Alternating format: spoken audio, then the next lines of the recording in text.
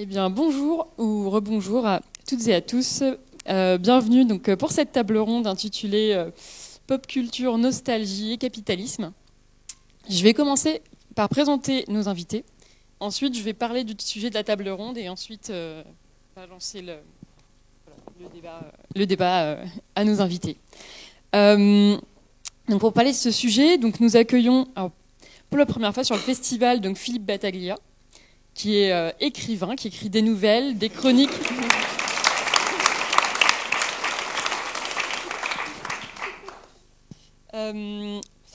Pour la presse et la radio, qui fait également de la scène.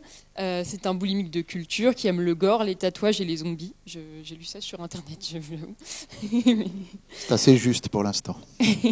Donc, il a publié en 2025 aux éditions La Talente donc son roman La dernière tentation de Judas, qui est un roman punk et plein d'humour qui fait de la Bible un véritable objet pop culturel. Donc on y suit la quête à travers l'histoire d'un mystérieux personnage nommé J, dont je ne vais pas donner l'identité, pour sa réhabilitation. Il est accompagné de 12 apôtres qui ont des super-pouvoirs et dont l'évolution rappelle les plus grandes heures de la pop culture.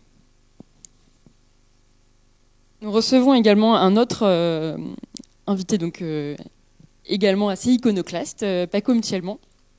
Donc, voilà, qu'on est ravis d'accueillir également sur le festival. Donc, qui est essayiste, vidéaste au parcours protéiforme, voilà, qui a beaucoup travaillé sur Frank Zappa, beaucoup d'œuvres de la pop culture et de la culture de masse américaine, les séries télé, la musique rock, qu'il analyse à l'aune d'une culture ésotérique gnostique et du postmodernisme. Il écrit pour différentes revues, il intervient régulièrement à la radio dans l'émission Mauvais Genre de François Angelier sur France Culture, il anime un ciné-club mensuel à Paris, et depuis 2021, il travaille au sein du média en ligne Blast, où il anime encore plusieurs séries de chroniques filmées. Donc il y a eu Infernet, qui était sur les phénomènes liés à YouTube et ses dérives. La fin du film, qui était consacrée à l'analyse d'œuvres de cinéma.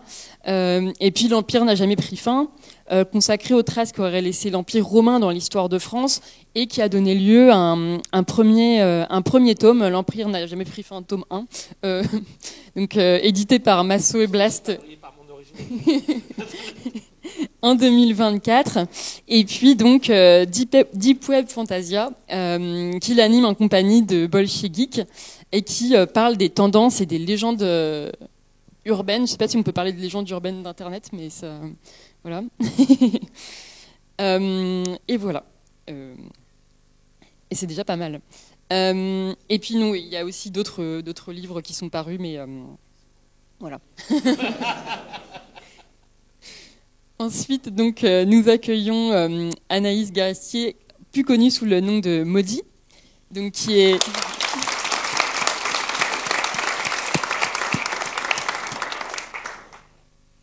vidéaste et streameuse. Elle a fait des études donc, de sociologie politique, notamment sur la prolongation des rapports de domination sociale du monde du travail sur Internet. Des travaux aussi sur les créateurs de contenu et vidéastes web et leur professionnalisation. Aujourd'hui, avec ses streams, ses vidéos sous différents formats, elle travaille donc à la vulgarisation des sciences sociales, de la sociologie politique plus particulièrement, et particulièrement dans le domaine du jeu vidéo. Et puis elle anime différentes émissions donc, sur la chaîne Twitch francophone d'Arte, mais aussi depuis 2023 donc, en co-animation avec Os Politique, d'abord la série des portraits, puis l'émission donc, Contraste, qui parle de sociologie. Et donc ensuite, eh bien, nous avons donc Kat de la chaîne Bolche Geek,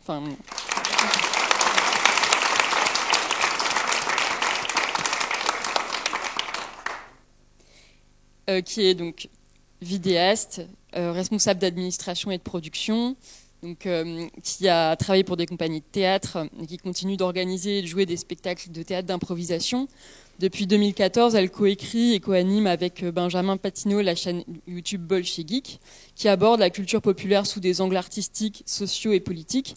Et depuis 2022, une chronique pour l'humanité à la thématique similaire, populaire.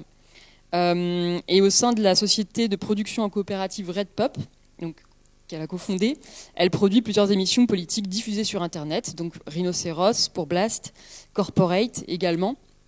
Et puis elle anime également des streams sur sa chaîne Twitch.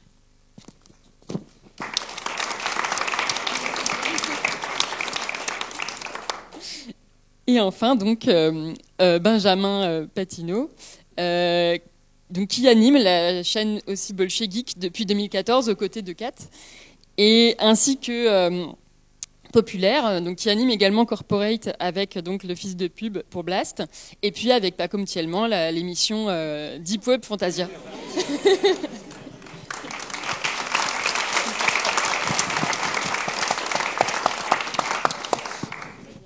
Et je finirai cette petite présentation donc, par parler bien sûr de son premier livre, paru en 2023 aux éditions Au Diable Vauvert, donc le syndrome Magnéto, qui parle des méchants qui ne cherchent non pas à détruire le monde, mais à le changer. Voilà. Donc déjà, merci à toutes et tous d'être là. Et puis je vais présenter un peu le thème, et puis après je vais vous laisser parler.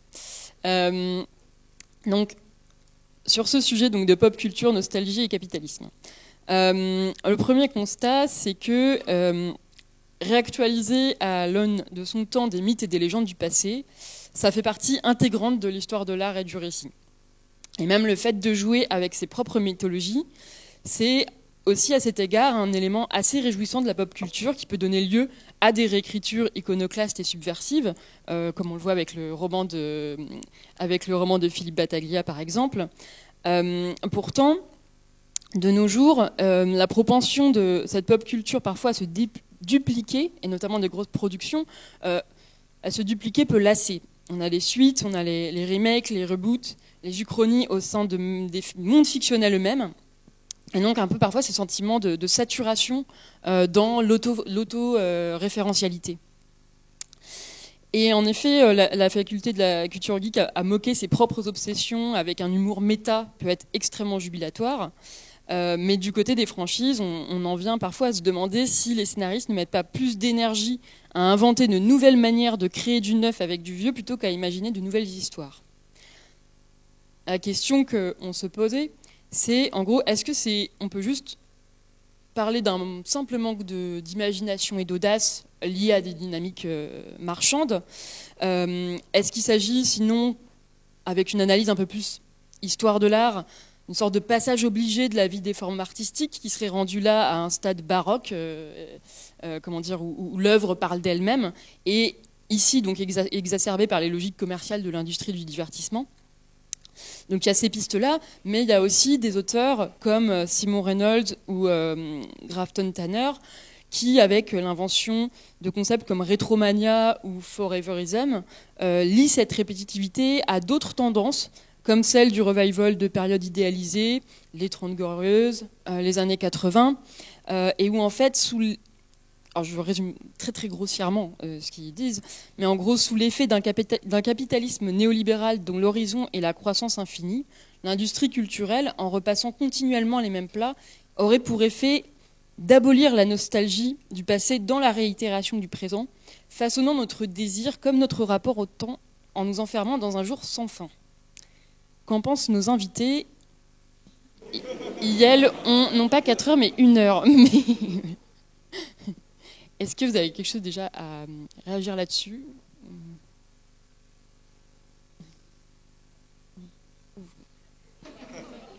Ouais, non mais moi je suis suisse, d'habitude on attend de voir où va la majorité. Mais je veux bien ouvrir ça. J'ai pas tellement de soucis avec cette saturation dont il est question. Moi je trouve assez jouissif de reprendre un peu les mêmes éléments puis de les retravailler dans un autre contexte. Je suis toujours assez fan du mélange de genres pour autant qu'il y ait des nouveaux éléments qui soient apportés. Si c'est une ressucée pour une ressucée, évidemment qu'on voit venir gros comme une maison la démarche marketing, et puis ça, c'est pas très intéressant. Mais je trouve toujours assez jubilatoire de prendre un matériau d'origine et puis de le remodeler avec le message que nous on a envie de faire passer, ou de le changer de contexte pour voir ce que ça donnerait, de prendre des personnages, c'est ce que je fais dans pas mal de mes livres, notamment dans celui-ci, c'est-à-dire prendre des personnages qui appartiennent à une époque, à une culture, qui ont un prisme particulier, et puis de les mettre dans une autre époque, dans une autre culture, pour voir un petit peu ce que ça donnerait. C'est un peu le plaisir de la chose, c'est le côté laboratoire. Moi, c'est ça qui m'amuse. Et c'est là où je pense que cette saturation dont il a été question, elle intervient à partir du moment où finalement on n'a plus rien à dire. Et puis ça, ma foi, il y a des moments où ça arrive, et puis d'autres où on arrive à être un peu plus créatif, un peu plus inventif. Voilà, je sais pas. C'était juste pour ouvrir. Tranquille. Est-ce que vous, par exemple, GK, c'est quelque chose que vous partagez, cet effet de saturation, ou pas spécialement? Oui, en tout cas dans la culture, on m'entend. Oui, en tout cas dans la culture, on va dire de masse dominante, on va dire industrie du divertissement, parce qu'en réalité, là, les intergalactiques, c'est un bon exemple de ça.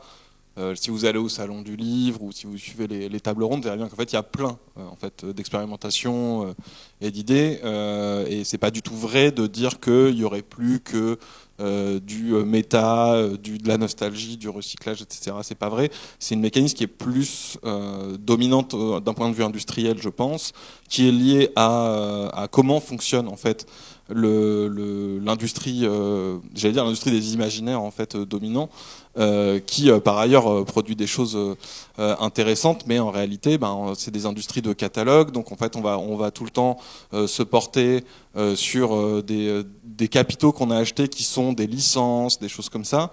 Il y a une aversion au risque de la part d'une industrie qui préfère réutiliser des trucs, des formules qui ont marché pour continuer. En fait, il y a plein de raisons comme ça, et aussi parce que le sujet aussi, comme c'est la nostalgie, il y a aussi le fait que la nostalgie, c'est une façon d'agripper les gens assez à peu de frais, quoi. C'est-à-dire que typiquement les imaginaires geeks qui sont ceux d'où on vient, et dont d'ailleurs nous on se détache un peu dans la production qu'on fait, c'est-à-dire on essaie de parler de culture populaire au sens plus large, parce qu'à un moment donné ça va à 2 minutes, ça a une pertinence à un moment en fait geek. Et il y avait eu une table ronde d'ailleurs ici sur la sociologie des geeks, où on était quand même un petit peu d'accord, pour la faire très courte, pour dire ça a eu un sens il y a un moment. Maintenant c'est comme le punk. D'ailleurs au passage on m'a dit de saluer le groupe Iron Deficiency qui est dans la salle, parce qu'on m'a dit qu'il y avait des punks dans cette salle. Mais en fait le punk n'est pas mort, mais il est dilué. Geek c'est pareil, ça veut plus dire grand chose en fait d'être geek maintenant, c'est plus réellement pertinent. Mais par contre, pour l'industrie, ça permet de recycler des trucs. À un moment donné, faire des films de super-héros, c'était un peu une nouveauté, c'était un gain culturel pour une contre-culture, peut-être pas une contre-culture, mais en tout cas une sous-culture qui était méprisée.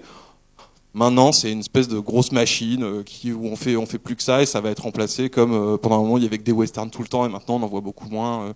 Voilà, ça c'est les raisons un petit peu industrielles à ça, mais en réalité, ce qui est difficile, c'est d'imposer le reste à une industrie qui est aussi écrasante, mais les expérimentations et les nouveautés, elles existent déjà, elles restent juste un petit peu trop dans les marges, quoi. Oui, je suis tout à fait d'accord. Ça tombe sous le sens que je sois tout à fait d'accord. Mais en fait, il y a deux choses complètement différentes. Il y a les succès d'année, ou les opérations de reproduction au maximum pour obtenir le maximum de gains d'un truc dont on sait que ça a déjà marché, et qui sont des trucs qui viennent des big boss et qui veulent simplement reproduire une formule. Et puis il y a la réutilisation parce que ça semble intéressant de choses passées, parce que soudain elles deviennent pertinentes à réintroduire. Là, il y a 2 exemples qui m'ont toujours fasciné, parce qu'elles se passent à une période qui est une période de grande inventivité, qui est fin des années 60, début des années 70.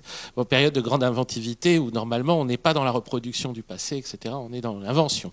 Mais il y a 2 artistes très inventifs de cette époque-là, Frank Zappa et Robert Altman, qui qui chacun à leur manière font quelque chose une opération de ce genre. Zappa, c'est le 5e album des Mothers of Invention, c'est un album de doo-wop. Un album de doo-wop pour qui sort en 68, c'est particulier. C'était même si particulier qu'il y avait un animateur radio qui croyait que c'était un vrai album de doo-wop, que c'était vraiment un groupe. Et donc il l'a passé très souvent comme ça le disque. Puis à un moment, il a appris que c'était Zappa et les Mothers of Invention, c'est un autre nom. Il a été dégoûté, il s'était senti floué, etc. Et Robert Altman, c'est quand il fait le privé où il reprend toutes les structures des romans de Raymond Chandler, etc. Mais il le met dans un univers de hippie.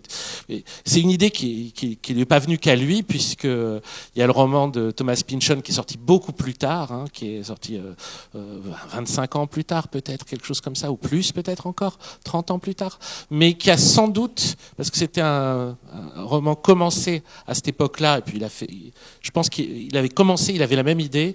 Le film de Altman est sorti, il s'est dit bon. On va pas en faire deux d'un coup, des polars à la Chandler dans le milieu hippie. Donc il a attendu assez longtemps et pour voir que c'était très pertinent en fait de réutiliser cette structure-là. Et donc là, c'est des reprises. Est-ce que c'est vraiment de la nostalgie? Il y a un élément nostalgique forcément là-dedans. Il y a un élément nostalgique fort même dans le film d'Altman. On entend tout de suite avec la musique. C'est la confrontation des deux temps qui est intéressant. C'est le moment où on a deux temporalités qui s'entrechoquent et où là, ça crée un trouble. Et ça renvoie assez loin parce que dites-moi si je dis des bêtises. Est-ce que c'est Benjamin ou est-ce que c'est déjà son commentateur Michael Lowy qui insiste sur l'idée que le fait que les révolutionnaires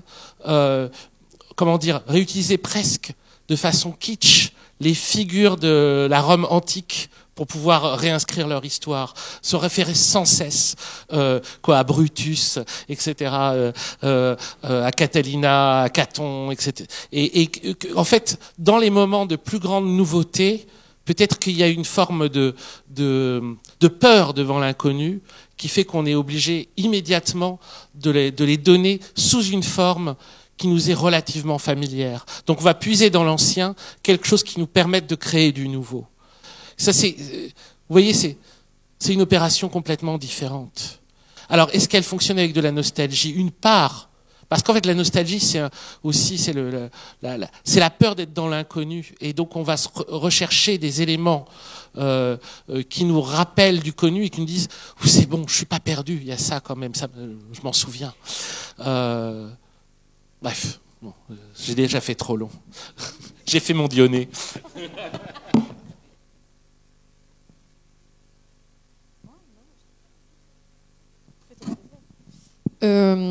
Non, mais je pense que ce que tu disais là sur la culture de masse, effectivement, c'est un truc qu'on voit beaucoup dans le jeu vidéo où oui, c'est un peu plus dur des fois pour les gros studios d'innover. C'est plus facile de capitaliser sur des licences qui sont très identifiables.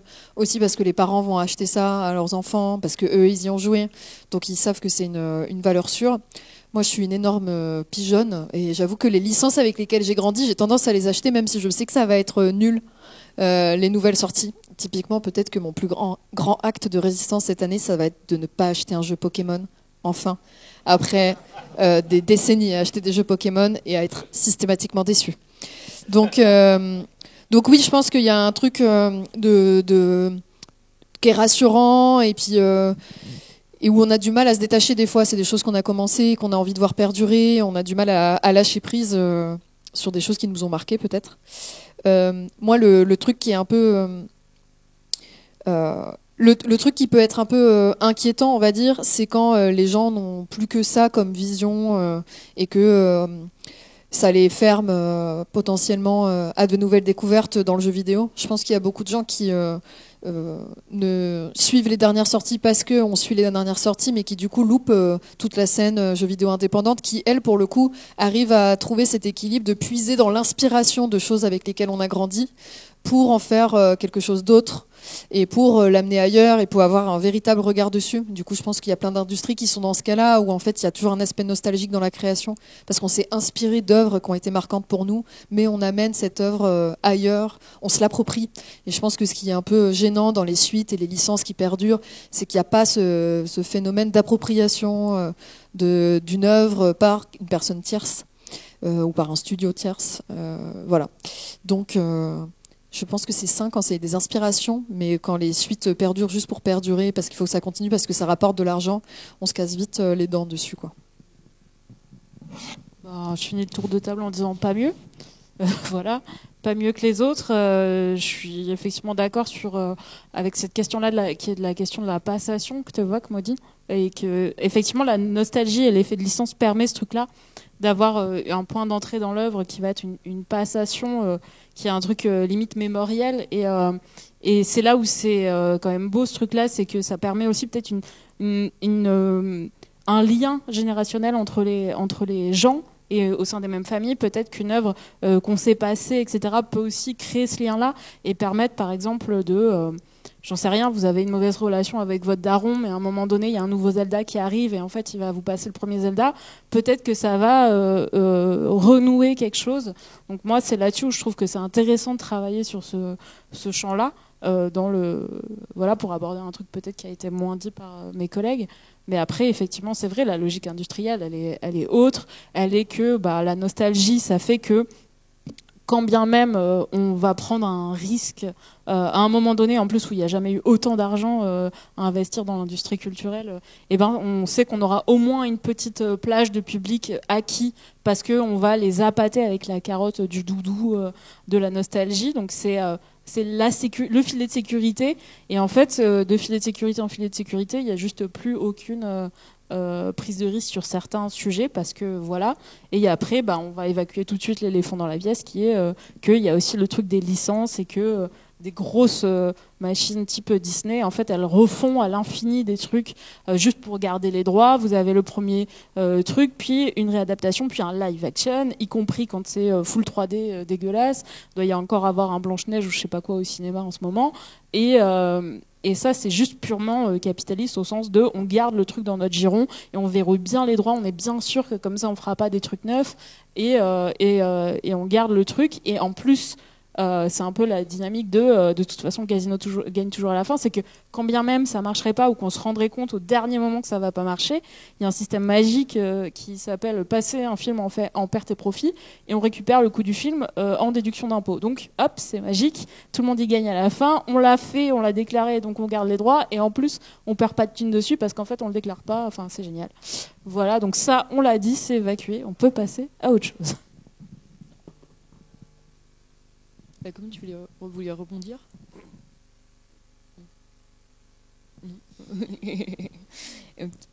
Et du coup, on parle aussi dans ce festival de rapport de la science-fiction à l'historicité, et il y a aussi des auteurs qui analysent en fait que depuis les années 80, en fait, la science-fiction n'aurait plus de projection vraiment dans le futur, n'inventerait plus rien.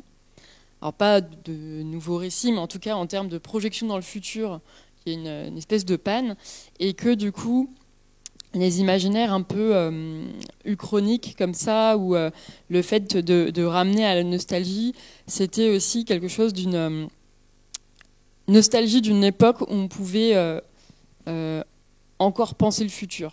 Voilà. En gros, le cyberpunk, c'était un peu la dernière innovation de la science-fiction, et que depuis, en fait, on ne cesse de du coup ressasser des époques avec différentes formes de variations pour en fait pallier à une absence de projection. Est-ce que c'est une interprétation qui vous parle ou pas spécialement? Oui, c'est vrai qu'on est dans une époque où les dystopies ont été un peu rattrapées. Où on a l'impression que tout ce qu'on nous a prédit est en train de se dérouler devant nous, sans qu'on bouge rien. Moi, j'aime beaucoup le principe de boring dystopia, où en fait on est dedans, c'est un peu la cuisson lente des grenouilles, donc on s'est pas affolé, et puis maintenant on y est, puis ça devient un peu compliqué d'en sortir. Et dans ce climat, c'est effectivement assez compliqué d'aller dans la prédiction, c'est de plus en plus sombre. Et cette nostalgie on peut même appeler peut-être le rétrofuturisme, qui était beaucoup plus coloré, beaucoup plus vivant, avec beaucoup plus d'espoir, c'est quelque chose, j'ai l'impression, qui s'éteint un petit peu aujourd'hui, parce qu'on ne sait plus trop comment sortir de la gabegie dans laquelle on est allé doucement mais sûrement.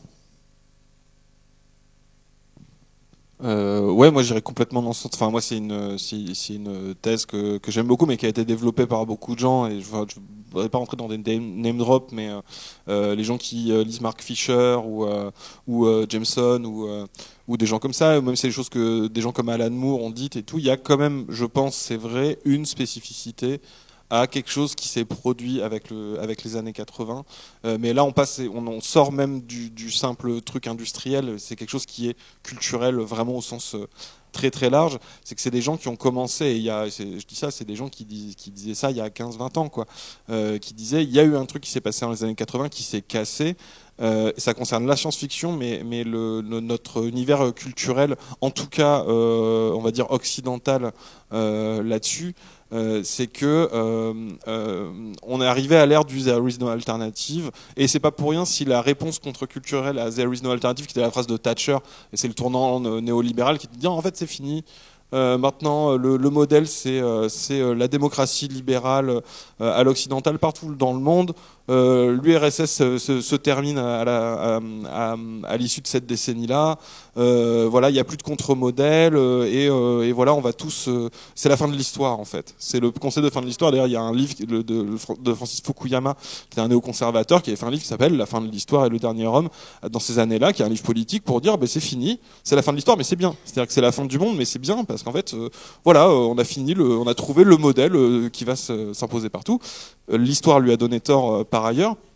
Mais ce moment-là de stérilisation en fait de la pensée, des alternatives, a impacté aussi toute la culture de manière générale et la SF en particulier, parce que comment en tant que je fais très schématiquement parce que je précise qu'il y a toujours des gens en fait qui pensent des choses. Je parle de culture dominante. Comment avec la science-fiction qui est censée être dans une forme d'anticipation et de penser le futur peut faire si justement la dernière science-fiction c'est le cyberpunk et c'est c'est le baroud d'honneur, en fait il n'y a plus de futur, c'est terminé. Il reste deux choix, il reste le post-apo, c'est-à-dire on ne peut plus imaginer rien d'autre, donc en fait on va juste imaginer, vu qu'on voit que ça marche pas, que ça va juste s'effondrer, qu'on va vivre dans les ruines du capitalisme, quoi. Ou on fait du rétrofuturisme, c'est-à-dire qu'en fait on repart à des époques, on parle de futur, d'époques où on arrivait encore à imaginer le futur. Et du coup c'est assez logique que ces genres-là deviennent dominants à ce moment-là pour remplacer ça. Il y a une formule, alors Mark Fisher la cite, mais je sais qu'elle n'est pas lui, j'ai oublié le nom de l'autrice ou de l'auteur qui avait pensé ça, qui parle de lente annulation du futur. Et c'est ce que dit le Boring Dystopia, c'est qu'en fait, en fait, les futurs, les perspectives, tout en fait se pète la gueule un peu lentement, comme ça, et du coup on sait plus quoi penser, donc on fait plus que du retour un petit peu en arrière, du commentaire sur du commentaire, on est coincé dans une espèce de boucle culturel comme ça. Et je disais Alan Moore il disait que lui, un enfant des contre-cultures, disait quasiment tous les 10 ans avant tu avais une contre-culture. Alors ça a été le punk, mais avant il y a eu le rock, etc. Enfin il y avait toujours les hippies et tout, et en fait maintenant on n'est plus que dans la ressucée en fait de ces trucs là. Il n'y a plus vraiment alors c'est pas tout à fait vrai parce qu'il y avait toujours des mouvements contre-culturels, mais ils s'imposent pas autant en fait qu'avant, et je pense qu'il y a un vrai truc qui est particulier et qui n'est pas ce qui se passait vraiment avant. Il y a toujours eu de la nostalgie, mais ça c'est un fait particulier, je pense, qui vient avec l'arrivée du néolibéralisme et de cette idée de fin de l'histoire, quoi. Désolé, j'étais un petit peu long, mais voilà. Moi, je trouve ça marrant comme question et comme discussion, parce que je découvre la science-fiction très tardivement dans ma vie. Enfin, ça fait 1 an que je commence à lire de la science-fiction, et c'est pas du tout l'image que j'avais de la science-fiction, justement parce qu'on n'arrête pas de me recommander des autrices, des personnes queer qui écrivent des livres, et on me dit le solarpunk, le hop-punk, il y a plein de choses qui émergent, on peut repenser le monde grâce à ça. C'est très différent des vieux mecs qui écrivent de la SF qui ont été des classiques, parce qu'au début on me conseillait Asimov et tout ça, mais c'est un peu dur de rentrer dedans quand on n'a jamais lu de SF. Donc on m'a dit voilà, tourne-toi vers la SF contemporaine, il y a plein de choses, tu vas découvrir plein de trucs. Et du coup moi c'était plutôt synonyme d'espoir, en tout cas quand je me suis tournée vers ces écritures-là. Mais je trouve ça intéressant parce que autant j'y connais pas grand-chose en SF, mais les discussions sur voilà maintenant on a du mal à inventer de nouveaux imaginaires ou à inventer de nouvelles choses, ça revient beaucoup aussi aux sciences sociales. C'est un truc qui leur est beaucoup reproché, en disant Pierre Bourdieu est mort, Michel Foucault est mort, et maintenant, est-ce qu'on a devant nous de nouveau Pierre Bourdieu, de nouveau Michel Foucault, des gens comme ça qui, il y en a plein d'autres, hein, mais je veux dire des gens comme ça qui sont hyper fondateurs, qui sont engagés aussi politiquement. Est-ce qu'on a des grands penseurs comme ça qui pourraient nous donner des clés de compréhension du monde ? Et je pense que tu as raison, il y a plein de gens qui sont là, qui créent plein d'alternatives. Par contre, peut-être la différence avec ce que tu disais avec le néolibéralisme qui est de plus en plus fort, c'est qu'on a du mal à y croire en fait. C'est-à-dire que là, on a des gens devant nous, il y a des initiatives, il y a des penseurs et penseuses, il y a des auteurs et autrices, mais on se dit, c'est un peu de la fantaisie. Enfin, c'est utopique et on a du mal à embrayer sur des initiatives. Enfin, ça nous fait peut-être un peu peur. On a peur de l'échec. Enfin, il y a un côté un peu fataliste, peut-être parce que c'est de la propagande en fait politique de la part du néolibéralisme que de nous blinder la tête avec le fait que c'est trop tard, qu'il faudrait qu'on lâche. Et du coup, je pense qu'ils sont littéralement en train de gagner une bataille de propagande culturelle et politique, mais que ce n'est que de la propagande et qu'il y a plein de gens qui sont pleins d'espoir, qui essayent et qu'il faut peut-être un peu plus tourner le regard vers ça. De manière active, on va dire.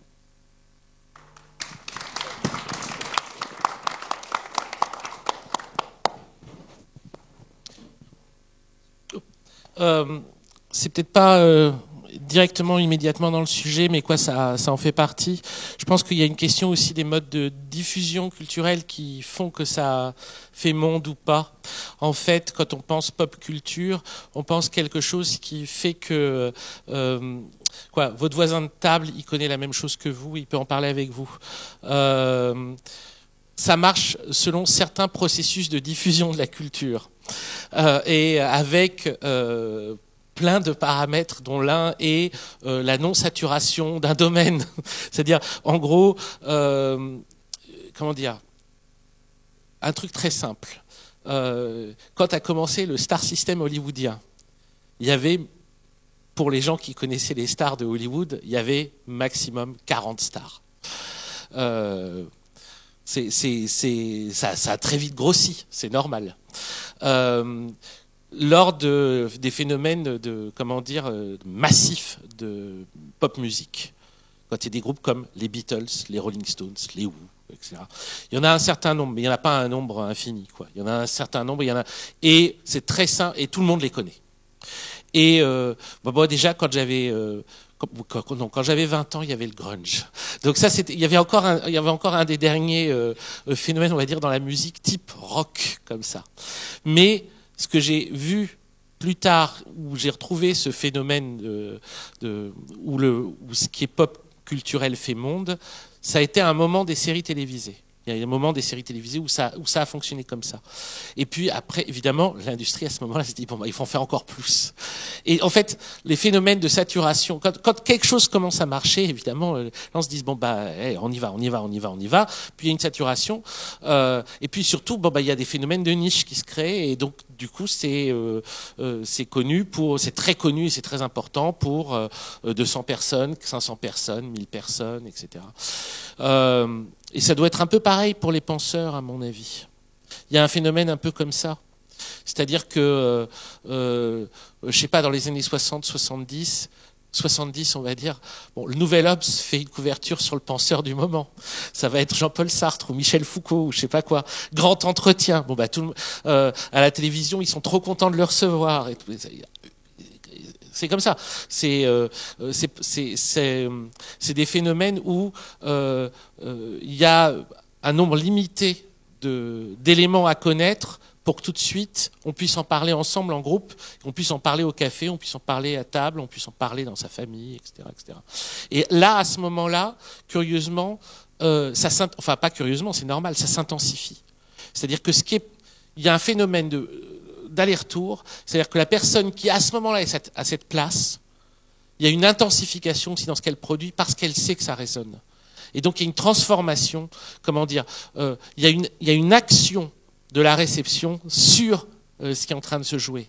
Et donc ça devient potentiellement porteur d'espoir. Soudain, c'était Vous me dites si je parle, si c'est du coq à l'âne, mais il y a une phrase célèbre de Burroughs sur Kerouac. Comment dire en gros, Kerouac a créé les années 60 ou je sais pas quoi. C'est évident que c'est pas une personne qui a créé les années 60, mais quoi, il y avait peu de gens qui représentaient la Beat Generation ou la littérature de routard ou les gens qui partent comme ça, qui vont sur la route, etc. Et donc, soudain, on peut tracer de façon un peu systématique, un peu artificielle, comme ça, dresser une carte de ce qui se passe, et ce phénomène-là est à ce moment-là tout de suite très intense et très fort. Tandis que, mettons, vous êtes passionné par une série parmi les 5000 peut-être qui se font aujourd'hui, peut-être j'exagère, mais il y en a vraiment beaucoup, quoi. Ou passionné par un écrivain parmi les très très nombreux qui sont publiés, ou un groupe, etc. Si votre meilleur ami même le connaît pas, bon bah il y a quelque chose quand même qui crée une forme de distance par rapport à ce que ça pourrait, par rapport à ce que c'est en tant que c'est potentiellement porteur d'autre chose. Donc c'est des phénomènes. Et c'est pas, je dis pas ça pour dire c'était mieux avant. Comprenez-moi, c'est pas ça. C'est juste que ça se joue autrement. Donc si ça se joue autrement, il faut pas attendre la même chose et il faut pas l'attendre de la même façon. Faut comprendre un modus operandi différent de la diffusion des éléments artistiques, esthétiques, culturels ou intellectuels, et à partir de ça, voir aussi l'offre extraordinaire de l'époque, quoi. C'est-à-dire que la contrepartie de ça, mais c'est que vous avez tellement de choses, c'est tellement plus riche d'une certaine façon. Oui, je voulais peut-être revenir sur le principe de contre-culture qu'on a abordé tout à l'heure, qui, à mon sentiment, la contre-culture naît toujours en réaction à. Et puis, donc on a une société dominante établie, et on a une contre-culture qui naît en réaction à ça, et qui bien souvent a pour but de détruire cette société dominante établie pour partir vers quelque chose de nouveau. Et j'ai l'impression aujourd'hui que cette société dominante se détruit elle-même, coupe l'herbe sous le pied finalement de ces contre-cultures qui savent plus trop comment réagir. On l'a vu dernièrement avec Trump qui bousille l'économie mondiale. Les gens s'offusquent. J'avoue que j'ai un peu de peine à comprendre, parce que j'avais 20 ans dans les années 90, ce qu'on voulait, c'était détruire l'économie mondiale. Il a fait plus en 6 mois que le mouvement punk en 70 ans. Donc, je suis un peu... 70, c'est 70. Je ne sais pas s'il y a des Français dans la salle. Donc voilà, moi ça me surprend un petit peu, parce que, mais en même temps je pense que c'est ça. On parlait, il y a moins d'espoir, il y a moins, enfin on parlait, c'est moi qui l'ai dit. Mais voilà, j'ai l'impression qu'il y a ça, il y a le fait que la société se désagrège elle-même et que ça coupe un petit peu l'herbe sous le pied de ces contre-cultures qui savent plus tellement sur quel pied danser depuis.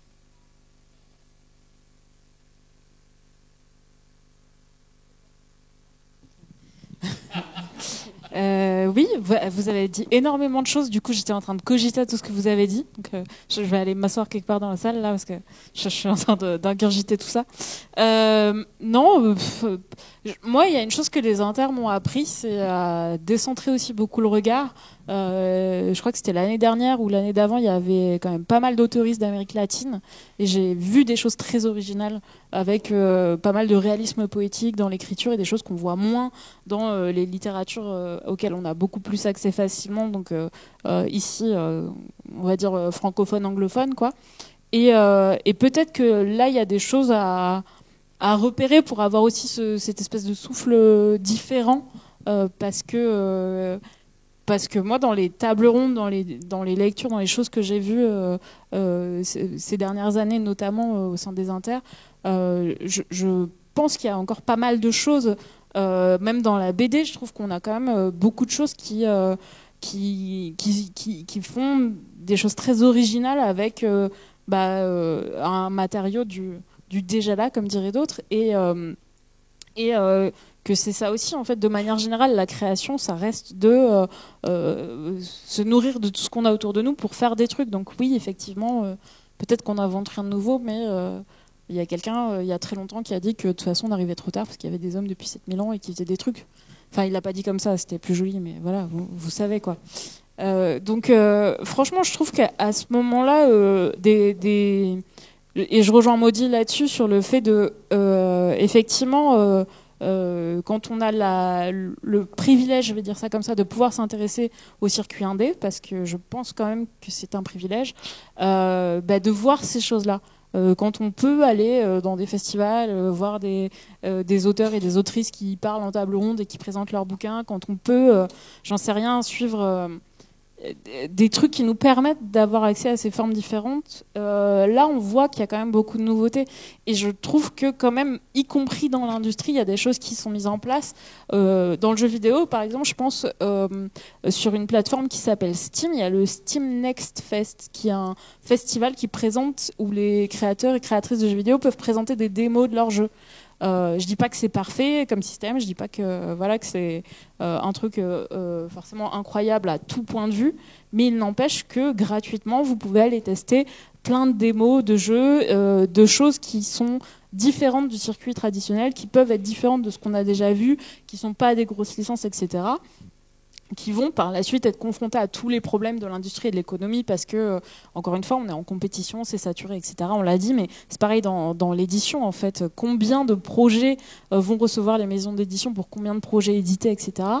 En tout cas, il y a, y compris dans un système capitaliste, mais parce que, encore une fois, ils gagnent toujours, ce système-là, des moyens d'accéder quand même à cette forme différente de création, et ces moyens-là, et c'est en ça que je reviens sur cette notion de passeur. On a besoin de gens qui nous montrent ces portes d'entrée et ces trucs-là. Et bah oui, pour les connaître, il y a peut-être besoin d'un lien, mais en tout cas, ça existe. Il ne faut pas peut-être des fois rester trop centré sur notre petit confort à nous d'œuvres qu'on connaît et qu'on voit.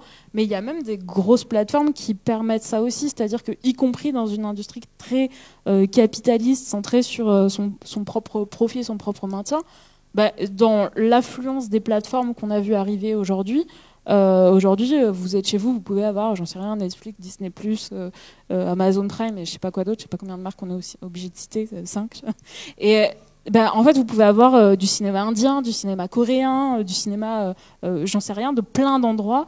Et même ça, ok, c'est au sein d'un système ultra-capitaliste, etc. On va pas répéter ça 60 fois, mais il n'empêche qu'on arrive aussi à des formes auxquelles on n'avait pas forcément accès avant facilement, et qui viennent aussi peut-être nourrir des nouveaux imaginaires, et de dire, ouais, en fait, peut-être qu'avant, je voyais pas ce que c'était un blockbuster, j'en sais rien, indien.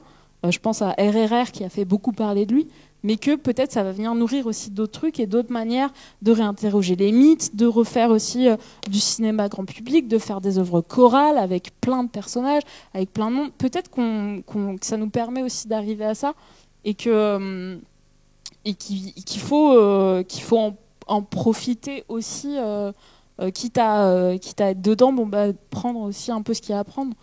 J'essaye de faire un petit contre-discours, je sais pas quelle cohérence ça va avoir, mais vous ferez le tri à la fin. Je trouve ça non seulement très cohérent, mais je sais pas si c'est vers là où tu veux aller, mais si c'est vers là, j'abonderai dans ton sens. Je trouve qu'on manque de plus de nouveaux médias culturels, en fait.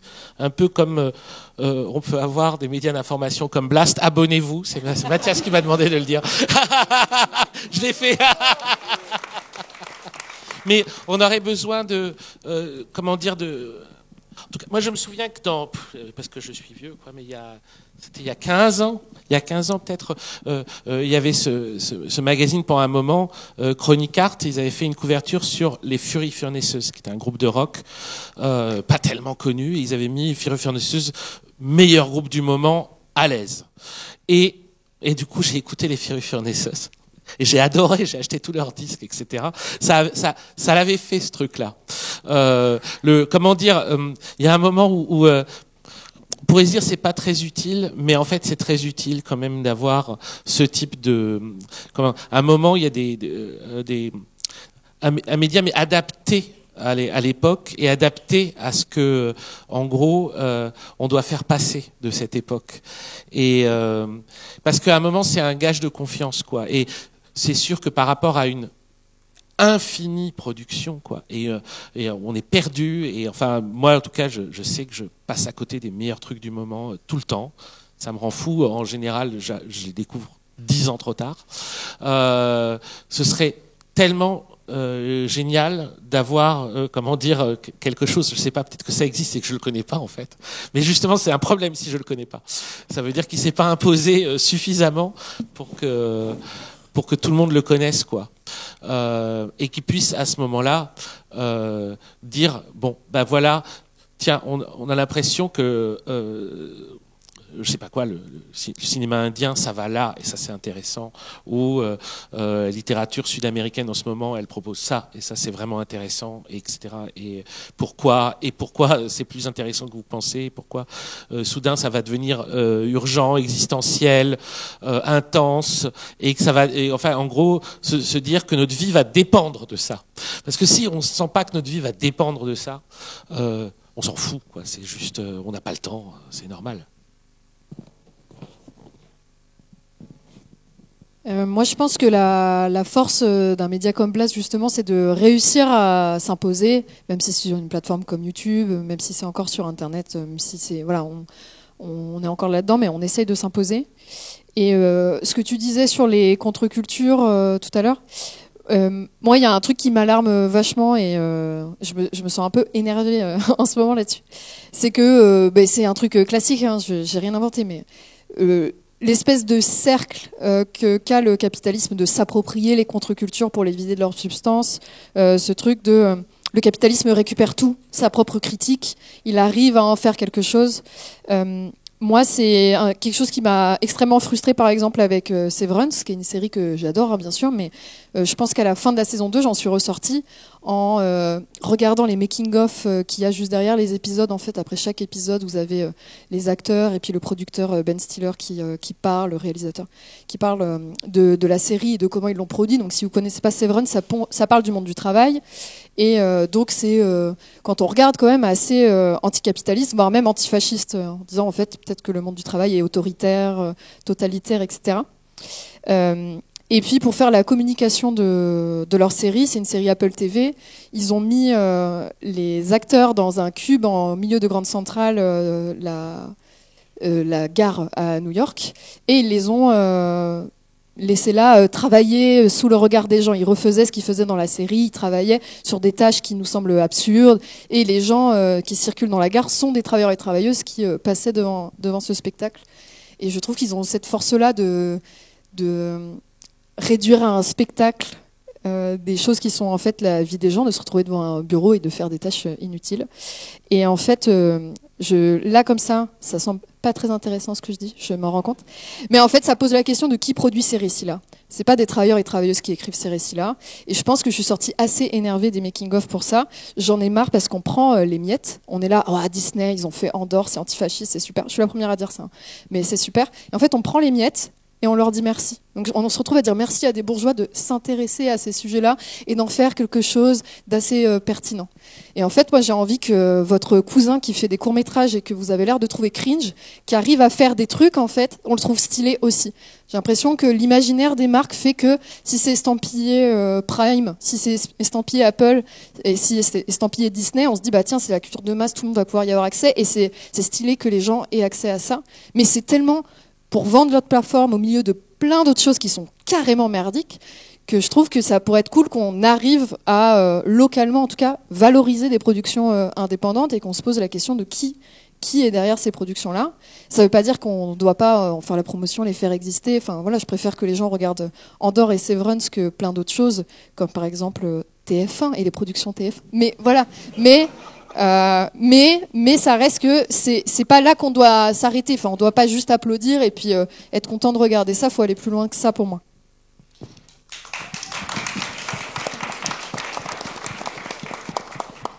Moi, j'ajouterais un truc là-dessus. C'est très intéressant ce que tu dis. Justement, il y a un rôle de la nostalgie là-dedans, en fait, qui est hyper important. Et c'est là où je pense qu'on est responsable. Parce que honnêtement, moi, je pense que on peut toujours se plaindre que le capitalisme récupère, etc. Pour moi, en fait, c'est mécanique. Et en fait, même les contre-cultures, justement, leur but, c'est pas de vaincre et à la fin, c'est la contre-culture qui domine. En fait, ça n'a pas de sens, parce qu'à partir du moment où en fait, elles sont pertinentes pendant un moment pour répondre, comme tu dis, faire un contre-discours à la culture dominante, et ben en fait, après, ça doit devenir autre chose. Et en fait, elles vont toujours être récupérées, et c'est une forme de victoire. et quelque part, mais en fait c'est une victoire à la Pyrrhus parce qu'en fait normalement là elle est censée presque un peu pas mourir, mais voilà, elle a continué donner son héritage à d'autres qui doivent naître comme ça. Et pour moi en fait ça aurait pas de sens de dire il faudrait qu'il y ait encore plus de punk comme dans les années du punk, ou il faudrait qu'on redevienne des hippies. En fait ça a pas de sens, ça avait du sens, c'est une époque, il y a un héritage de ça qu'il faut conserver, mais pour moi la faute que nous on peut avoir, on sera forcément récupéré par le système à un moment donné. Severance c'est un très bon exemple parce que par exemple Severance c'est une des premières séries où il y a des liminal space qui sont utilisés dans une série mainstream. Je veux pas refaire tout le truc, mais enfin c'est une esthétique qui vient d'internet et qui du coup est justement un truc qui vient complètement organiquement, de manière presque contre-culturelle, au sens de elle naît comme ça de manière un peu non marchande, naturelle, etc., qui s'est imposée, et elle arrive dans le mainstream notamment via Severance, qui en plus en a compris la partie le côté politique. En fait c'est une façon de parler de ces trucs là. Bon mais voilà, ça a atteint le mainstream, très bien, on a gagné. Et nous, l'erreur que je pense qu'on peut faire, c'est prendre ça pour une victoire et essayer de le conserver à tout prix, justement dans une forme de nostalgie, et de pas justement passer à autre chose. Pour moi, une fois qu'on a gagné, on devrait passer à autre chose. Et je reprends l'exemple des geeks là-dessus parce que c'est ma culture. Moi, j'ai eu la sensation de gagner culturellement à un moment, de dire, et tu vois, je trouve les gamers aussi, même, tu vois, si tu prends les sous-genres de geeks, il y a eu un côté, on nous prenait pour des merdes parce qu'on jouait aux jeux vidéo, parce qu'on aimait la science-fiction, parce que machin, et regardez, maintenant on est les chefs. Moi j'en veux énormément aux communautés geeks de pas ensuite avoir dit c'est bon, passe à autre chose. Et en fait de rester genre oui, on veut des super-héros. Enfin, c'est bon, on a compris les geeks. Arrêtez de forcer avec ça, faut qu'on passe à autre chose. C'est vraiment terminé, et il y a des gens qui s'accrochent à ça, et ça donne tout ce truc réactionnaire que t'as chez certains geeks, chez certaines communautés de gaming et tout, de maintenant qu'on est à la tête du truc, déjà on va continuer à se victimiser alors qu'on a gagné culturellement, et en plus on va défendre notre bout de gras en disant tout le reste c'est de la merde, faut continuer à faire ça, il faut refaire mes trucs des années 80 que j'aimais bien, avec lesquels j'ai grandi. Et ça, pour moi, c'est là où il y a vraiment un truc, il faut arrêter de faire ça, parce que on est complètement du coup dans les mains en plus du marché qui va nous vendre allez tiens vas-y prends un nouveau Disney, un nouveau blockbuster, un nouveau machin, tiens on t'a mis un nouveau super-héros que t'aimes bien, etc., et on se contente de ça alors qu'on devrait dire c'est bon, on a gagné. Maintenant la contre-culture c'est plus nous, et il faut laisser la place aux autres choses, et ça c'est la nostalgie en fait, je pense, qui empêche en fait de vraiment passer à autre chose sur le terrain culturel, et c'est ça qu'il faut apprendre à lâcher en fait, et à s'ouvrir à des nouvelles formes culturelles qui seront peut-être pas les nôtres, justement parce qu'on ne sera peut-être plus justement la génération qui a été l'avant-garde geek. Sera pas, je ne considère pas faire partie de ça, mais c'est peut-être pas nous qui allons être la prochaine avant-garde culturelle, et il faut ne pas avoir de mépris pour les formes qui viennent après, et continuer à imposer toujours nos mêmes marottes, nos mêmes trucs. Voilà. C'est une nostalgie qui fétichise en fait un peu. Je crois que Philippe voulait ajouter quelque chose. Pas du tout. Ah ok. Mais merci. Mais je voulais quand même m'adresser à toi, puisque avec plaisir. Justement on a parlé des super-héros, et j'aimerais bien qu'on me parle justement pour aller peut-être vers quelque chose d'un peu plus positif dans cette discussion, vers justement ces formes qui arrivent à reprendre. Alors là, du coup, dans le dernier testament de Judas, à la fois la mythologie, on pourrait dire, de la Bible, donc quelque chose de très ancien, mais aussi une mythologie un peu plus récente. Quel était le but ? Est-ce que c'était de faire un pont entre les deux, ou juste Bon.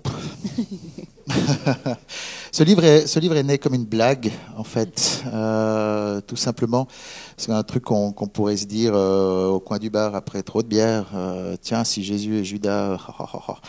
Et puis, c'est né un peu comme ça, quoi. Et c'était parti pour être un texte beaucoup plus court, qui devait faire à peine plus d'une centaine de pages. Et je me suis dit, non, quand même, si je vais sur ce terrain-là, je sais qu'on va m'attendre au tournant. Donc je me suis replongé dans la littérature de base, que j'avais plus ouvert depuis mon catéchisme enfant. Et au fur et à mesure de ces lectures, des évangiles apocryphes, des analyses, des commentaires, etc., ça m'est apparu qu'il y avait une matière à faire beaucoup plus qu'une blague. Donc c'est tout simplement comme ça qu'il est né. Mais cette lecture biblique, finalement, elle s'est avérée assez fascinante. Je précise que je suis pas en train de faire du prosélytisme. Au contraire, je suis un apostat, donc j'ai été excommunié. Donc je suis pas en train de vous dire qu'il faut adorer la Bible. Mais au fur et à mesure de ces lectures-là, on se rend compte. Voilà. On dit souvent que le bouquin se résume par cette phrase: la Bible, c'est aussi de la pop culture. Ça l'est parce que depuis le temps, on l'a intégrée, on l'a digérée. Elle est partout. Notre société ici occidentale en 2025, c'est une société d'héritage judéo-chrétien. Nos lois, notre morale, notre éthique découlent directement ou indirectement de ces textes-là. Dans le langage courant, on a des expressions qu'on a totalement oublié que ça venait de là. Nos jours fériés, enfin voilà. Donc on peut pas y échapper, et c'est en ce sens-là où le terme pop culture est vraiment pris de manière large, mais ça imprègne notre ADN occidental. Et puis, on découvre des choses aussi, parce que, on le disait, enfin voilà, l'histoire est écrite par les gagnants, par les dominants, et l'histoire biblique, elle est aujourd'hui matraquée par ceux qui crient le plus fort, et qui sont généralement des fanatiques. Alors là, je parle de la Bible, mais on peut mettre toutes les religions dans le même sac. Alors que dans le texte d'origine, il y a des choses beaucoup plus progressistes, quelque part. Je vais peut-être juste donner un exemple dont je parle d'ailleurs dans le bouquin. Dans les évangiles, Jésus interdit le divorce. Alors évidemment, 2000 ans après, on peut considérer ça comme extrêmement réactionnaire, mais il faut bien sûr remettre dans le contexte. À l'époque, déjà seul l'homme pouvait divorcer, il se prenait une épouse généralement jeune et vierge, et puis quand le mariage était consommé et qu'il se lassait, il la répudiait et il prenait une nouvelle épouse, si possible encore plus jeune et si c'est possible encore plus vierge. Et puis cette femme, je vais le dire comme ça, mais elle n'était plus bonne à marier. Donc elle avait que deux choix, c'était de retourner chez son père avec quelque part la honte d'être une bouche à nourrir, ou elle finissait à la rue. Et donc quand Jésus interdit le divorce, qu'il dit aux hommes: si tu prends une femme, tu l'entretiendras jusqu'à la fin, c'est extrêmement progressiste. Dans les évangiles, même les apôtres eux-mêmes s'offusquent, ne comprennent pas cette décision. Alors il enrobe un petit peu tout ça avec une parabole comme il savait le faire, mais voilà, donc on redécouvre des choses qui sont un petit peu passées sous silence. Je ne suis pas en train de dire que la Bible est un texte féministe, mais il y a quand même quelques fulgurances. Ne riez pas. Il y a quand même quelques fulgurances, il y a quand même quelque chose par-ci, par-là qu'on peut trouver, qu'on peut dégager, qui est évidemment aujourd'hui passé sous silence. Parce qu'aujourd'hui, quand on interdit le divorce aujourd'hui, on ôte des droits aux femmes parce qu'elles ont atteint une indépendance qu'elles n'avaient pas à l'époque. Donc aujourd'hui, c'est tout à fait possible pour elles de divorcer et de subvenir à leurs propres besoins. Bon, je crois que j'apprends rien à personne, mais voilà. Donc c'est un petit peu ça, moi, qui m'a intéressé dans cette relecture, et puis c'est ce qui m'a fait dire qu'il y avait matière à faire beaucoup plus qu'une blague, c'est de faire ressortir ces choses un petit peu laissées de côté, un petit peu oubliées par les dominants d'aujourd'hui. Ça va. Merci. Et du coup, ce qui est intéressant aussi, c'est de voir qu'on peut aller chercher dans le passé. Alors, je ne sais pas du coup si c'est mu par un affect nostalgique, mais des passés qui sont, pour le coup, qui révèlent leur potentiel subversif. Et là, j'aurais une question pour Pacôme sur justement ce travail.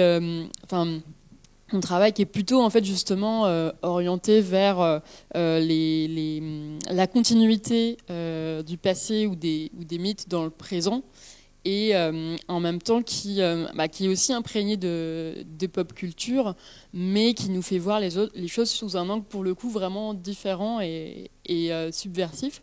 Et donc déjà cette chose.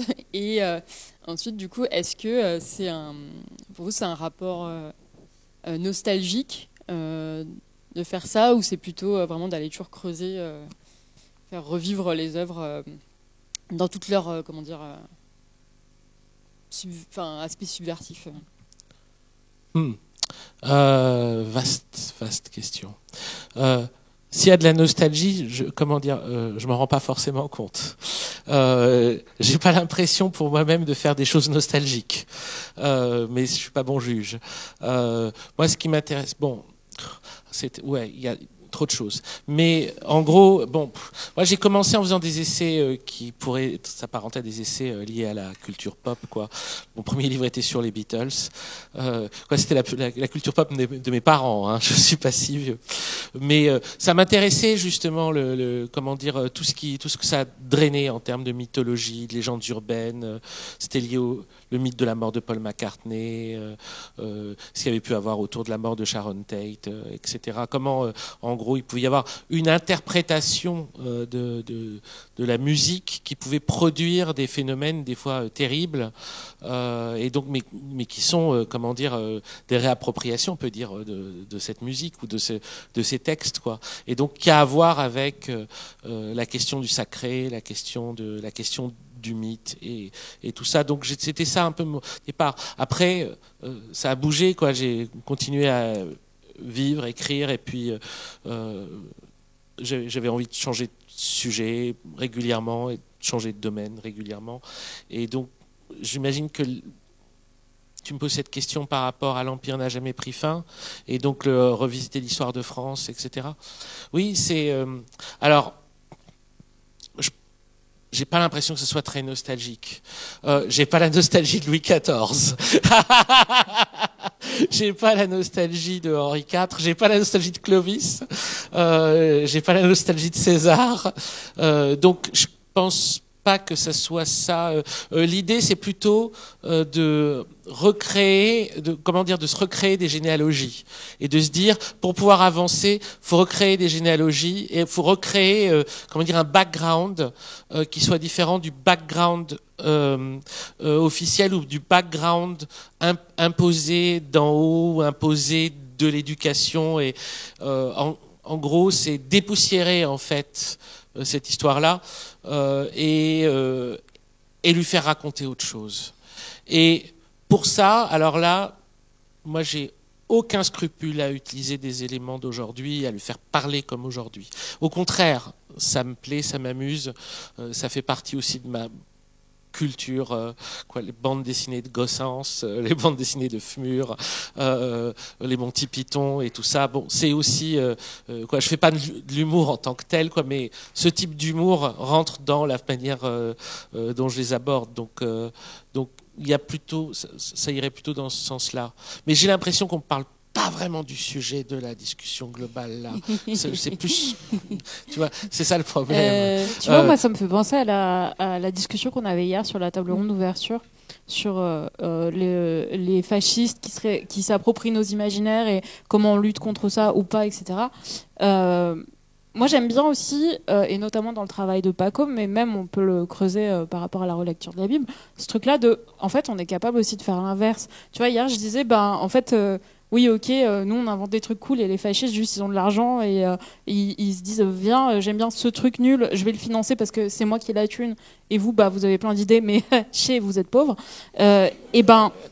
C'est ça qui est intéressant aussi de faire à l'inverse, c'est-à-dire ton épisode, je pense, parce qu'il est très symbolique de ça, ton épisode sur Jeanne d'Arc, il est très symbolique de ça. Nous aussi, on est capable, en fait, si on veut, de reprendre Jeanne d'Arc et de dire, venez, icône queer de ouf, et de retracer ça, ou de dire, en fait, si on relit la Bible, excusez-moi, mais le travail du sexe, c'est partout et c'est pas une mauvaise chose. Et les prostituées dans la Bible, elles sont grave cool et c'est elles qui prennent soin des gens et c'est elles qui sont là pour relever la situation quand à des moments ça paraît perdu, etc. Et que un moment où c'est pas vraiment ouf dans c'est bizarre de dire ça comme ça, mais dans la vie de Jésus, et qui discute avec Marie-Madeleine et qui dit ok, si peut-être vas-y, je me remotive à faire des trucs.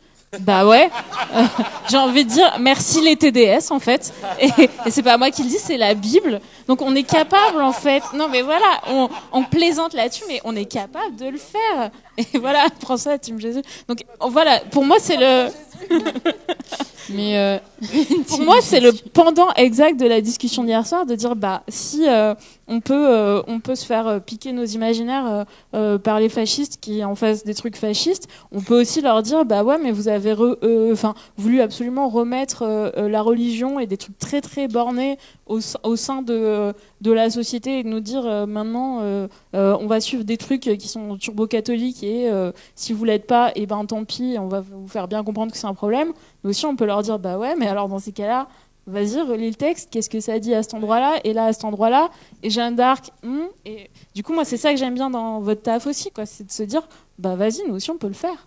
Oui. Mais oui, c'était plus vers ça que je voulais aller en fait. Non mais moi ce que je retiens c'est que tu as mieux vendu leur travail qu'eux, ce qui montre que tu es une bonne prod. Bravo, bravo. Et effectivement, j'avais aussi en tête la discussion d'hier où il y a cette nostalgie qui fétichise, qui est celle du roman national. Et effectivement, il y a aussi une manière de s'approprier des œuvres du passé. Ça passe par la forme, ça peut passer par le commentaire et l'exégèse, mais qui effectivement permet, comme dit Pacom, de constituer d'autres généalogies, mais aussi d'autres lectures. Voilà. Oui, je pense que c'est un mouvement complètement différent de celui d'être dans un passé stagnant et muséifié et statifié, etc. Je pense que c'est assez différent, au contraire, c'est de rafraîchir tout ce background-là et de le faire, en fait, de l'amener peut-être là où il voulait aller et où l'a arrêté, quoi, de reprendre une ligne et de l'aider à reprendre un chemin plutôt. Mais tout à fait. En fait, je vais finir par cette petite référence et après on va passer aux questions du public. Mais dans ma première introduction, j'avais cité, outre le livre du coup de Philippe, que je vous encourage à vraiment à lire, le livre de Guillaume Lebrun, qui est venu déjà aux Intergalactiques. Voilà, il en a sorti un... Mais à l'époque, c'était Fantaisie guerrière, et je le cite parce que justement, c'est Jeanne d'Arc qui reprend l'histoire de Jeanne d'Arc et qui, à la fois, en fait quelque chose de complètement queer avec du Lovecraft. J'ai spoilé, mais je spoil pas vraiment. Mais voilà, avec plein de références de pop culture, et en même temps, il va y chercher quelque chose qui est réel, c'est-à-dire le projet de Jeanne d'Aragon d'une éducation des femmes, et que c'est quelque chose qui a vraiment existé. Il lui redonne aussi sa pleine place et sa pleine puissance, tout en jouant de l'anachronisme en fait. Voilà, c'était juste pour conclure avec une petite référence. Et maintenant, à moins que vous ayez quelque chose à ajouter sur... Non mais j'ai envie de le sortir de mon système, ça, tu sais pas voir de quoi je vais parler, parce que je me suis énervé pour rien avec ce truc. Genre, vous voyez Robin des Bois, c'est quand même le truc, normalement, voilà, c'est pas dur d'en faire un truc de gauche, quoi. Ils volent aux riches pour donner aux pauvres. Et moi, j'ai toujours en fait, une image pop culture de Robin des Bois. Genre, il y a Dame Marianne, il y a le méchant noble sur place, mais il va mettre le gentil roi à la place. J'ai tout ce lore un peu Disney, Robin des Bois, quoi, pop culture. Il y a un canon comme ça. Et je me suis toujours dit, mais c'est quand même dommage que ce soit un noble et qu'il veuille remettre son roi, genre il y a un bon roi et tout machin. Et j'ai entendu William Blanc en parler il y a pas longtemps. Il a écrit un livre sur l'origine de Robin des Bois. Et ben, à la base, c'est un paysan.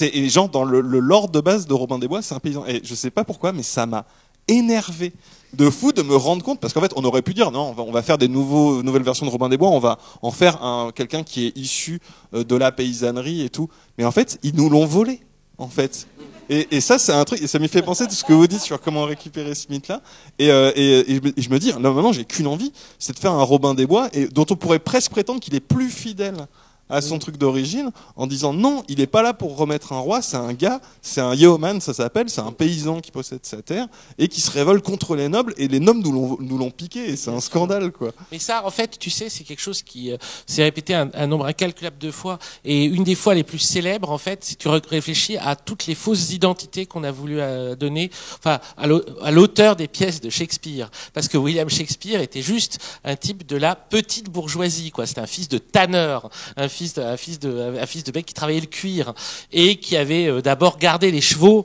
à l'entrée des théâtres avant de pouvoir écrire les pièces. Donc pour ça, il nous a inventé des sœurs machin et des sœurs machin à tire-larigot, parce que ça leur aurait été insupportable que le plus grand écrivain anglais soit pas un putain de noble.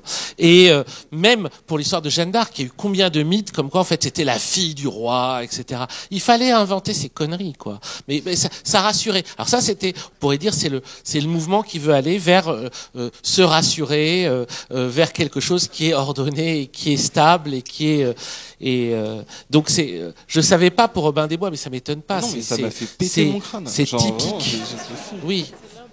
Oui. Pardon. Ouais. Pardon, oui, ouais.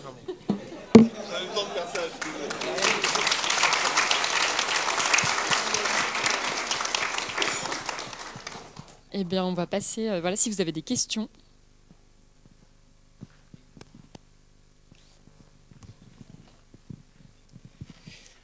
Bonjour, merci beaucoup pour la table ronde, c'était fort intéressant. J'avais une question concernant plutôt sur le côté social et classe sociale concernant l'accès à la culture. Malheureusement, on est à une époque où les classes sociales se divisent de plus en plus, elles s'effondrent même.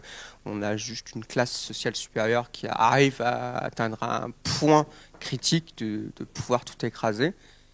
Et là où se pose la question, c'est que cette même classe qui nous surplombe essaye de tout faire pour couper l'accès à la culture, que ce soit cinématographique, musicale, jeux vidéo. Je me souviens que moi, quand j'étais plus jeune, l'accès culturel, je l'avais plus facilement. Maintenant, je trouve qu'aller au cinéma, c'est devenu insensé. Les prix sont devenus tellement chers. Même de se dire, ah bah tiens, je vais aller regarder une petite série sur Netflix, quoi que ce soit, même une personne ne peut pas se l'offrir, l'abonnement, même s'il y a des aides ou quoi que ce soit. Pareil, il faudrait peut-être trouver le moyen d'arriver à mieux communiquer peut-être sur les nouveautés, genre tout ce qui est événements de jeux vidéo pour les Steam Next Fest, ou encore même les grands moments de partage de jeux indés qui existent. Donc, j'aimerais savoir s'il y a un partage ou pas de ce ressenti que j'ai. Alors, non seulement il y a un partage, mais il y a une table ronde dédiée sur le sujet demain à 16h. Super, j'ai fait C'est quelque chose. Check le programme. Il y a une table ronde entière pour te répondre si tu es là demain. Ce que je te souhaite, parce que c'est quand même un festival grave chouette. Et donc, comme quoi c'est bien fait, les intergalactiques. Mais je suis d'accord avec toi, et si tu veux, on en parle plus tard, ou à la table ronde de demain, qui est 1 heure et quelques sur ce même sujet, vaste sujet. Pardon, j'ai monopolisé la réponse, mais c'était trop beau. La prod. Ouais, et je vous ai dit que je suis prod ou pas? Est-ce qu'il y a d'autres questions qui sont des questions auxquelles ils peuvent répondre? J'ai pas appris le programme par cœur des intergalactiques, je pourrais pas le faire sur toutes les questions. Putain, j'ai calmé tout. Les gens sont terrorisés. Oh là là, oh là là. Oh là là, merde, j'ai pas vu s'il y avait une table ronde dédiée ou pas. Est-ce que je pose ma question? Non. Ils sont tous en train de lire le programme. Bonsoir. Du coup, oui, moi j'avais une question. Est-ce que, vu la fragmentation de la culture aujourd'hui, on peut encore considérer qu'il y a une vraie pop culture?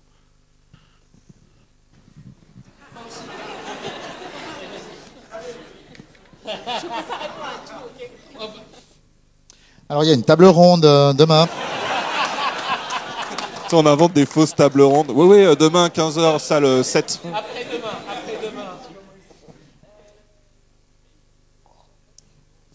Non, mais alors moi j'ai une nouvelle passion qui est de regarder des youtubeuses qui parlent de mode et donc notamment Fashion Quiche, mais il y en a plein d'autres. Et ce qui est trop cool, c'est que elles expliquent que dans la mode justement avant il y avait ce truc de la gothique, voilà, elle est identifiée. Enfin bon, en tout cas il y avait des grosses catégories identifiables et tout. Et maintenant on parle d'ERA. Je suis dans mon arc, fit girl, clean girl, donc pas de maquillage ou alors j'ai pas l'air maquillée. Je fais du sport, j'achète la gourde, je prends des bubble tea. Enfin, oui, bon, j'imagine que vous voyez l'esthétique, mais du coup, on passe d'une esthétique à une autre comme ça, et elles coexistent en permanence. Et il y a des espèces de personnages comme ça qui coexistent en permanence. Et je crois qu'il y a plein de gens qui connaissent pas tout ça parce que vous n'êtes pas sur TikTok. Donc comme quoi, vous avez une autre culture de ce que c'est que l'esthétique, la mode, voilà. Je pense que c'est peut-être plus fragmenté et que ce que moi je vis comme culture populaire et justement ce qui va faire sujet discussion avec mes amis, c'est ce que tu disais Paco, mais en fait les trucs auxquels on a accès et qui nous on va pouvoir en parler parce qu'on sait que tout le monde l'a vu. Moi je sais que tous mes amis ils ont vu Séverine, c'est que je vais pouvoir en parler par exemple. Je suis sûre que dans certains milieux sociaux ou dans certains enfin voilà, dans d'autres milieux ou d'autres types d'âge, personne n'a entendu parler de Severance. Donc je pense qu'effectivement, il y a des espèces de démarcation peut-être un peu plus fortes et qu'on a chacun un peu nos pop culture. Après, ça reste qu'il y a des trucs très marquants. C'est-à-dire que si t'es dans l'univers un peu geek, SF, tu connais Severance. Tu sais que Severance est sorti. C'est évident, quoi. Ça arrive à marquer les esprits, tout comme celles qui suivent la mode connaissent cette ère de clean girl et tout ça. Si tu suis le maquillage, tu sais que maintenant faut plus avoir l'air maquillé. C'est évident, t'en as entendu parler. Donc je pense que c'est peut-être plus fragmenté, mais que par contre, il y a quand même des trucs très marquants à chaque fois, dans chaque groupe. Ouais, j'aime bien ce que tu viens de dire. Ça rejoint un petit peu l'idée que je me fais quand on parle de culture alternative. Et il n'y a rien qui m'agace plus que la culture alternative, en tout cas de la dénomination. J'ai tenu une salle dans la ville où j'habite, une salle de concert qui était un ancien cinéma qu'on a retapé, etc. Et puis à chaque fois que les médias parlaient de nous, parlaient de la salle alternative, la salle de culture alternative de la ville.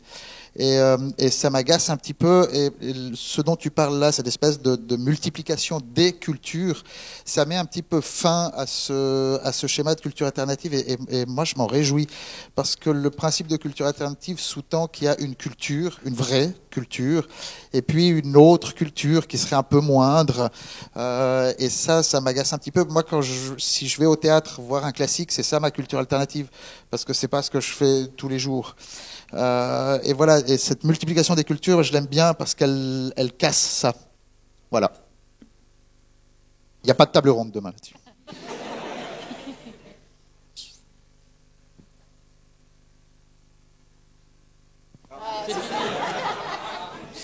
Merci beaucoup.